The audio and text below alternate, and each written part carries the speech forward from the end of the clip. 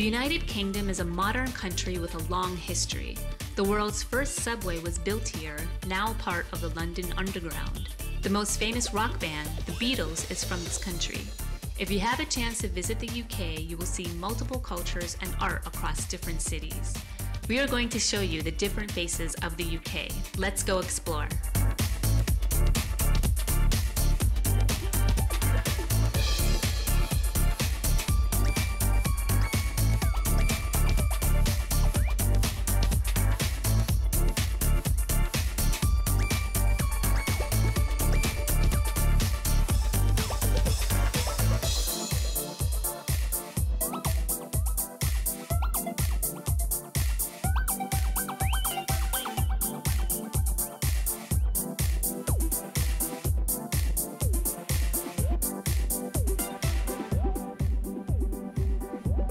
So here we are, we're inside Bristol's Cabot Town, another famous landmark of Bristol. This was built to commemorate 400 years since John Cabot sailed from Bristol and discovered Canada, Newfoundland as it was called in those days.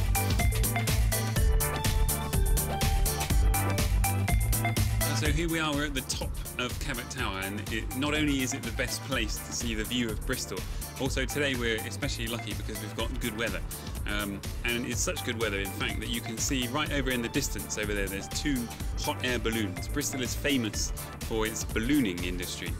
Every year there's the second biggest hot air balloon festival in the world is held in Bristol, where there'll be balloons covering the sky if you get weather like this.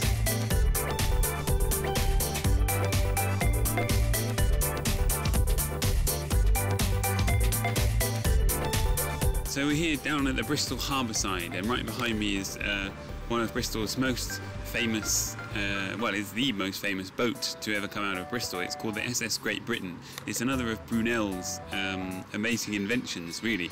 This was the first ever boat to be made from iron, to have the whole hull made from iron. In those days, people thought if you make a boat from metal, it will sink because metal sinks. So boats were made of wood, and the only problem with wood was that meant the size was very limited. After this boat, at that time it was the biggest ship in the world.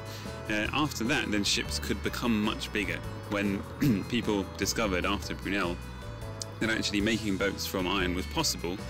It enlarged the potential, so ships started to get bigger and bigger.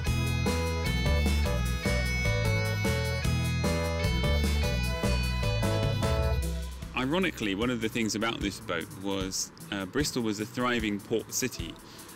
Ships would come up this Avon River, they would come all the way up, they would go to the city centre to unload their cargo and load on new cargo and continue off to trade. However, ships started to get so big, being made from iron now, that they couldn't fit up the river to Bristol. So, as well as being one of Bristol's greatest inventions, it also killed the Bristol port.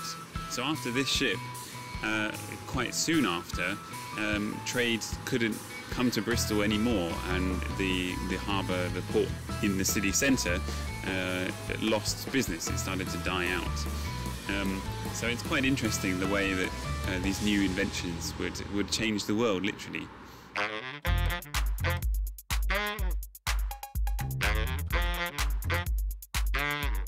Here we are in Clifton at the moment. Clifton is one of the kind of poshest, most affluent areas of Bristol. And actually this, the Clifton Suspension Bridge, is Bristol's most famous landmark. Designed by Bristol's most famous celebrity, Isambard Kingdom Brunel. He really was an astounding engineer.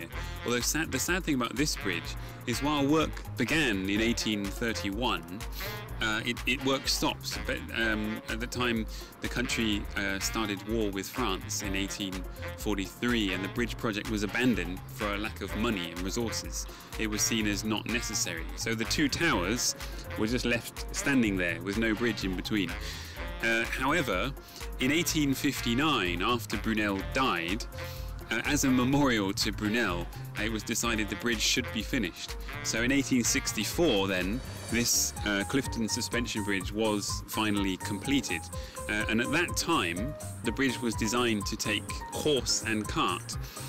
From Clifton over to the other side over there, you can get to Lee Woods, which is the forest on that side.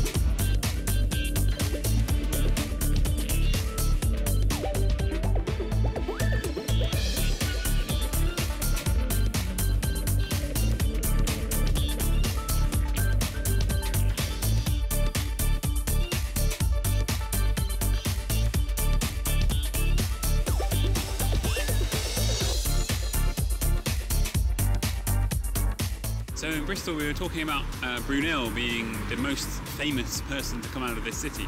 If we're talking about today, however, probably the most famous Bristolian at the moment is an artist called Banksy.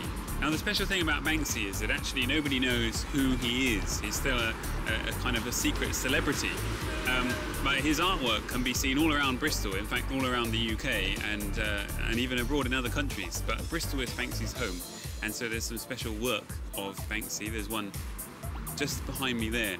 And in fact, just at the bottom of this street, there's another one. And in the museum, just up in that direction, Banksy held an exhibition which he secretly put on. The museum closed for 2 days. They said, we're filming some kind of documentary or film set. So they closed the museum for a few days, and then suddenly they opened with a Banksy exhibition, which was a surprise to the whole Bristol population, because Banksy had never done a mass exhibition before, but it was so popular that within a few days there were queues of people all up the road queuing for 2 or 3 or 4 hours to come in and see Banksy's work, which often it has kind of political or some kind of protest meaning in the work, or often it's just kind of making fun of or making jokes of some of the news of the day or some of the situations in the world. But usually there's some meaning below there. So Banksy is a person that Bristolians, Bristol people are quite proud of. We feel like he represents Bristol in a very interesting way.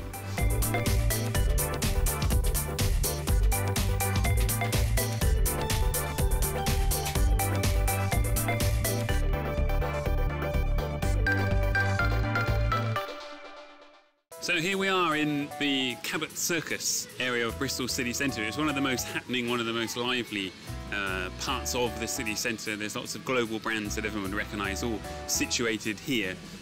Particularly on weekends, it's always buzzing.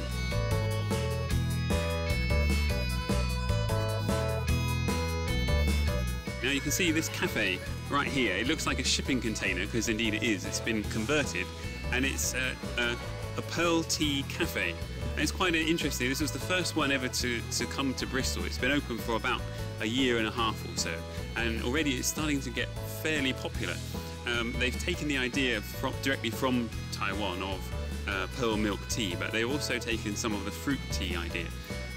So it's a really interesting, not just an interesting design, but it's also doing something different. And I think, as well as the Asian people who feel like it's a taste from home when they live here, there's also a growing segment of British people who are trying bubble tea for the first time and getting hooked. They're getting addicted to it.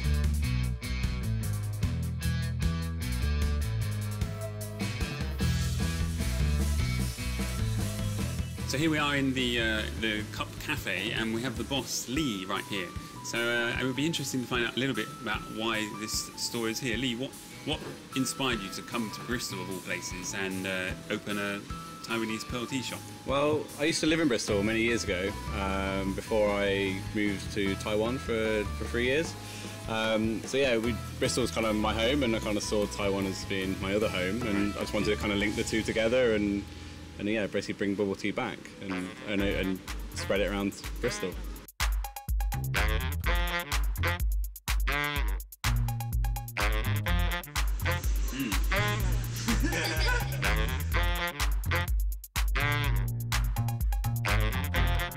So here we are at the top of Park Street. This is the student area of Bristol. It's the most lively place at the weekends, especially on the weekend evenings and nights.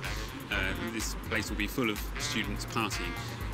But the most beautiful thing on the street actually is the tower behind me. This is the Wills Memorial Building. It was donated by the Wills family, who made their fortune from tobacco. They donated it to Bristol University, and it was the last ever Gothic building to be built in the UK. So it's quite special. The university have particularly cleaned it up. They spent millions of pounds trying to make it this colour again.